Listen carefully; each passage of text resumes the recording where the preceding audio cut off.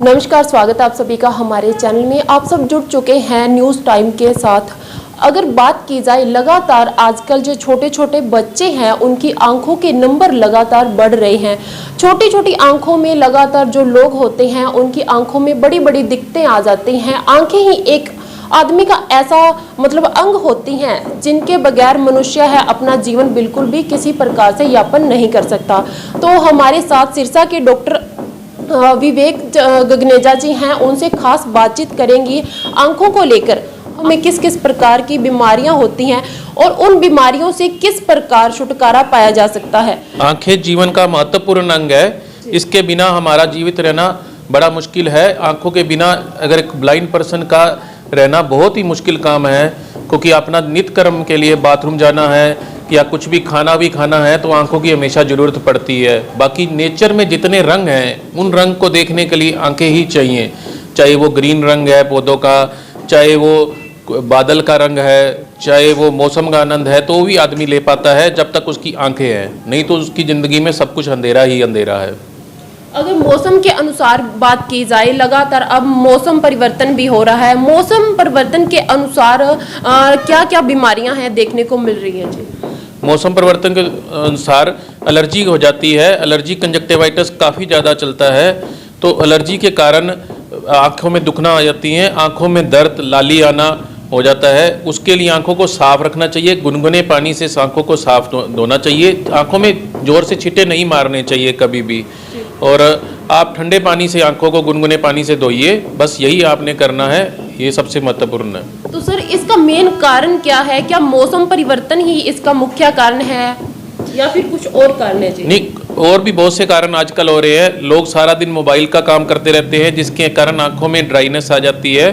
बीच बीच में mobile use करते समय हमें रेस्ट करना चाहिए ताकि आंखों में ड्राइनेस ना आए। और ये बहुत मेजर समस्या आपके आज के दिन आ रही है, जिसको हम कंप्यूटर विजन सिंड्रोम भी कहते हैं। तो जो आंखों में दर्द होना शुरू हो जाता है, जिसकी वजह से लाली आनी शुरू हो जाती है, पानी आना शुरू हो जाता है। सर, अगर बात की जाए आंखों की, तो आंखें ही एक मनुष्य का ऐसा अंग होती हैं जिसके बिना मनुष्य अपने आप को अधूरा महसूस करता है। अगर आंख में छोटा सा भी कुछ मच्छर की बात की जाए, वो भी आंखों में चला जाए, तो उसका सबसे पहला उपाय क्या है जी? उससे सबसे पहले आप उसको साफ गुनगुने पानी से धोइए। अगर वो निकल जाता है, कोई भी फॉरेन बॉडी है, चाहे वो मच्छर है, चाहे मक्खी है, या कोई भी फॉरेन बॉडी है, तो ठीक है। नहीं तो तुरंत अपने डॉक्टर से संपर्क करिए। आज भी हमने 2 पेशेंट ऐसे आए हैं जो 3-3, 4-4 दिनों से जख्म करवा के बैठे हुए थे। अगर आप सेम डे उसी टाइम अपने नज़दीकी डॉक्टर के पास पहुंच जाते हैं, निकलवाते हैं, और जख्म नहीं होएगा और कोई भी निशान नहीं रहेगा। अगर आप उसको लेट करते जाते हो तो उसके ऊपर एक लेयर जमती जाती है, जिससे बाद में निकालने के बाद एक निशान रह जाता है जो परमानेंट होता है। तो इसलिए आप उसी टाइम अपने डॉक्टर के पास पहुंचिए, जो भी आपने नज़दीक पड़ता है। सर, अधिकतर ऐसी बीमारी भी देखी जा रही है कि मोतिया अधिकतर लोगों की आंखों पर चढ़ जाता है और लोगों को पता तक भी नहीं चल पाता। उसके पीछे आप क्या वजह मानते हैं और मोतिये का क्या कारण है जी? सबसे ज़्यादा मोतिया का कारण एज रिलेटेड ही होता है। 60 साल की उम्र में मोतिया हो जाता है, सफ़ेद मोतिया जिसको हम कह सकते हैं। बाकी आजकल मोबाइल की वजह से, सूर्य की किरणों की वजह से, स्टीरॉयड के ज़्यादा यूज़ की वजह से, जैसे कोई बॉडी बिल्डिंग के लिए ले रहा है या वैसे ले रहा है स्टीरॉयड, कोई दवाइयाँ ले लेते हैं, किसी से बिना पूछे ले लेते हैं लोग, खांसी जुकाम के लिए अपने आप घर से ले लेते हैं, तो उसकी वजह से भी मोतिया बहुत जल्दी हो जाता है। आजकल हम कम उम्र वाले बच्चों में भी मोतिया पाया जाने लग पड़ा। कल ही हमने एक 18 साल के बच्चे का मोतिये का ऑपरेशन किया है। तो उसका मेन कारण यही है कि धीरे धीरे जो दवाइयों का चलन लोग अपने आप मेडिकल से खरीद के ले रहे हैं, डॉक्टर से बिना पूछे ले रहे हैं, तो ये काम नहीं करना चाहिए हमें।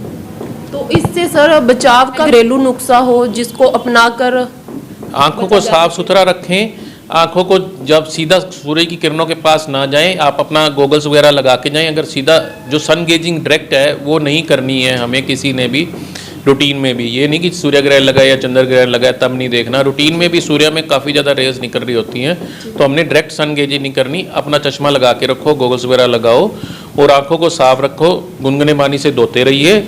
और बाकी कोई भी दवाई है बिना डॉक्टरी परामर्श के बिना मत लीजिए, तो ये आपको बचाव कर सकता हूँ। सर, अगर छोटे छोटे बच्चों की बात की जाए, लगभग 6-7 साल के बच्चे हैं, उनको भी स्पेक्स लग चुकी है, उसका क्या कारण है जी? मोबाइल उसकी वजह मानते हैं या फिर कुछ खाने को लेकर ऐसी वजह होती है? 2 चीज़ें हमेशा ही महत्वपूर्ण है, हमारा अच्छा तरह से रहन सहन और अच्छा खाना। ये अगर बैलेंस डाइट हो तो आदमी को चश्मा नहीं लगता है। बैलेंस डाइट में सबसे पहले तो हरी पत्तेदार सब्जियां लेनी चाहिए और विटामिन ए एनरिच डाइट, जैसे कि हमारी गाजर होती है, पपीता होता है और अनार होता है, ऐसी चीज़ें खाइए रूटीन में ही, तो आप अपनी आंखें ठीक रहेंगी। बाकी मोबाइल तो आंखों की रोशनी कम कर ही रहा है, जो डायरेक्ट हमारी इतनी रिफ्लेक्शन पड़ती है आइज़ में, तो वो नुकसान करती है। हर 20 या 30 मिनट के बाद अपने को आंखों को रेस्ट देना है, चाहे वो मोबाइल आप काम के लिए कर रहे हैं, चाहे कोई क्लास लग रही है ऑनलाइन किसी की भी, तो बीच बीच में रेस्ट दीजिए। सर, अगर दूसरी तरफ बात की जाए, अधिकतर लड़कियों में भी ऐसा देखने को मिलता है कि आंखों के नीचे काले रंग के धब्बे हैं वो पड़ जाते हैं, उसकी क्या वजह है जी? उसकी यूजुअल वजह तो आयरन की कमी के कारण होती है।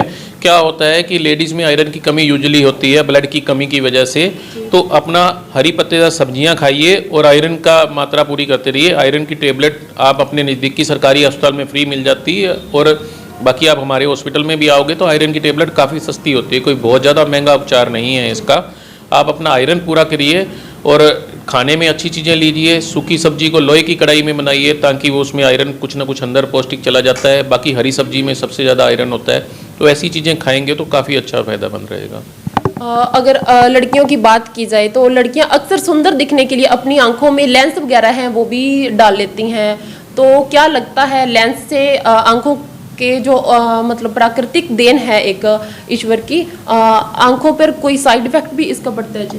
साइड इफेक्ट तभी पड़ता है अगर उसका हम ज़्यादा मात्रा में यूज़ करते हैं। जैसे लेंस का जो यूज़ है वो दिन के टाइम का है और 8 से 10 घंटे के लिए है, उसके बाद हमें डेली के डेली उतारना है, डेली वियर है उसका, ये नहीं कि रात को डाल के सो जाओ।